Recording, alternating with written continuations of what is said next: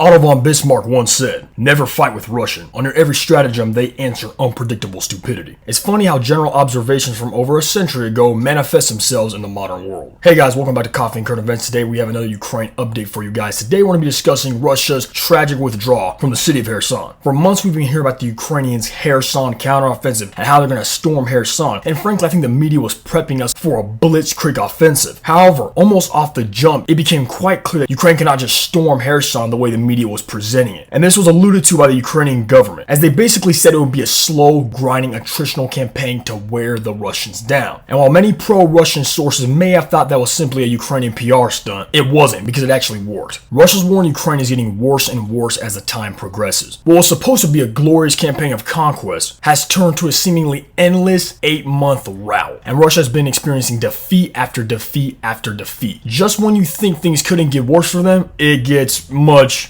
worse. In fact, I think the Russians are shocking the world with how fast they can be defeated. When Russia began their occupation of Kherson, it was proclaimed, "Kherson is Russia's forever. Russia is here forever. Russia is not going anywhere." This foolish boast turned out to be quite false, as their occupation lasted barely over 8 months. This just shows you how reliable the statements of the Russian government actually are. In fact, this year's fall season may bring about the fall of many Russian strongholds all over Ukraine. After their horrific defeat at Kharkiv and their strategic disaster at Liman, the Russians are once again retreating. As you can see, the Russian withdrawal is becoming quite rapid down here in Kherson, as the Ukrainians are now moving into town after town. The Ukrainian government has expressed a great degree of concern over Russia's blatant openness about their withdrawal, and many people have thought that it was a trap. However, one thing that's becoming painfully clear to the world is just when you're about to give the Russian high command some kind of credit, just when you're about to believe that they may be planning something much more elaborate, they prove the entire world wrong, because this withdrawal is showing no signs of any sort of trap. It is a legitimate retreat. In fact, the Institute for the Study of War said that they had previously observed many indicators that Russian forces, military and economic assets, and occupation elements have steadily withdrawn in a way that is incompatible with a campaign to deceive and trap Ukrainian troops. So no, this is unlikely to be a trap. This is a legitimate withdrawal. The Russians will likely attempt to make some kind of defensive line down here. They were withdrawn from the entire west bank of the Kherson Oblast, across the Dnieper, and it looks as if they will attempt to hold a line near Novokhorovka and form some kind of defensive position to prevent the Ukrainians from launching an assault. Granted, a Ukrainian amphibious assault across this river will be extremely hard to perform and would have a serious risk of high casualties due to the river crossing and then being such a vulnerable target for artillery. However, I don't think many commentators are giving the Ukrainian military much credit, because even when they seem to be facing impossible odds, somehow they prevail. And even when the Russians seem to be in the best position possible, they somehow fail and suffer another defeat. The Russian withdrawal from Kherson will likely take a few days, if not more. And as I said previously, the Russians will be preparing defensive positions across the Dnieper right here near Novokhorovka. Now, it's highly unlikely Ukraine will actually launch a direct assault across the Dnieper River. They could. It's not out of the realm of possibility, but it's highly unlikely. The Ukrainians will likely attempt to launch an assault from Zaporozhye right here. If they can launch a swift assault like they did at Kharkiv from Zaporozhye and cut down here all the way to Melitopol, they can actually cut the Russian forces in two and divide them from Kherson